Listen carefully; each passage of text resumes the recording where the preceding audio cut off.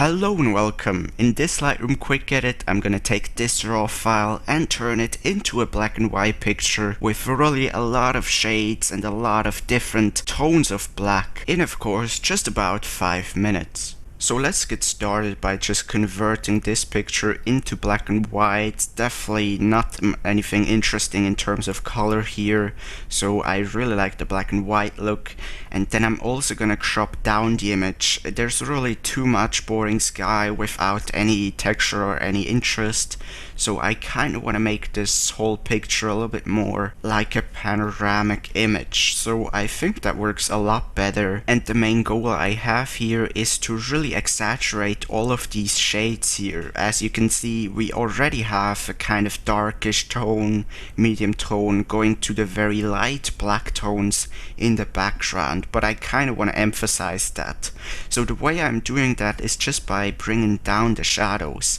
I could do this by bringing down the blacks as well, but the blacks really make the whole picture look a little bit too harsh, and shadows just make the tones darker while not really adding any contrast or making anything look harsher than before. So I think that looks pretty good right here. Let's see, with the highlights, I think I'm gonna bring them down around 50, and contrast itself. Now contrast really gives it a little bit more subtle version of contrast than just bringing down the blacks. The blacks make everything look way harsher, so I'm actually not going to touch the blacks at all in this picture, but I am going to increase the contrast just a little bit. So I think that looks pretty good. Let's see with the whites. I don't think I want to bring up the whites too much, because it already is pretty bright in the sky, so I think it looks fine how it is right here. And clarity, well, clarity, I think I'm actually not gonna change anything in global clarity, but I'm just gonna grab a graduated filter and drag it over the left portion of this picture. Make sure you have a very soft edge, and then I'm gonna reset everything and just bring down the clarity, so that way you really get a sense of depth in your picture, and you know, the far background elements really start to fade out, and that definitely gives it a very nice look.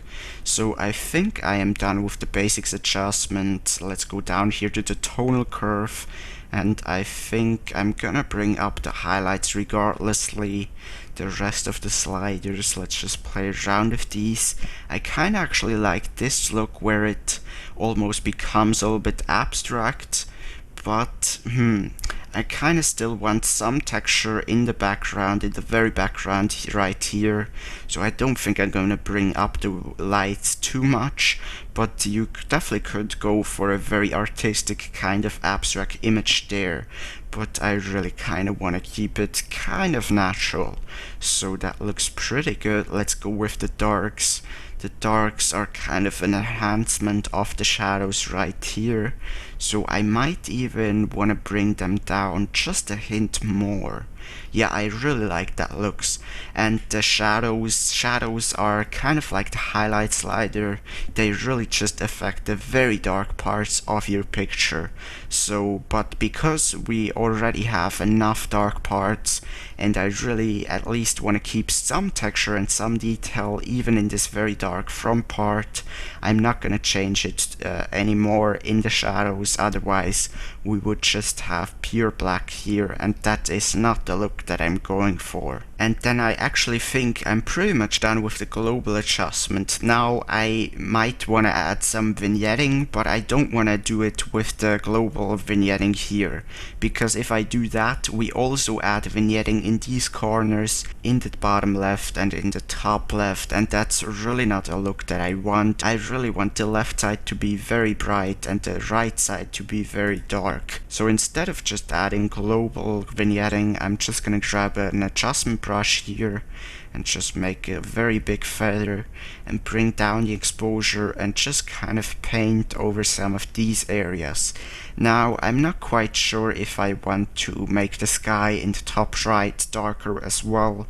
I don't think it looks that great, so I'm just gonna undo that adjustment of this brush up here by clicking Ctrl C. So now if I press O, you can see the mask. I really just added some more darkness right here.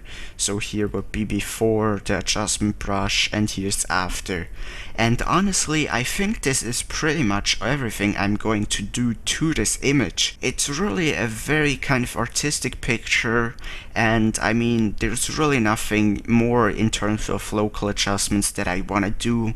I don't even think that dodge and burning would work here because it just kind of ruins the whole mood and the whole simplicity of the picture. So I'm gonna say that I'm done here. Let's see, as always, the before and after. Here is the before in color, here's the picture converted to black and white, and here's it after all of the adjustments and all of the cropping. So we really have a very interesting and a very dynamic picture in such a short period of time. Thank you as always very much for watching. I want to wish you a great day and of course, take care.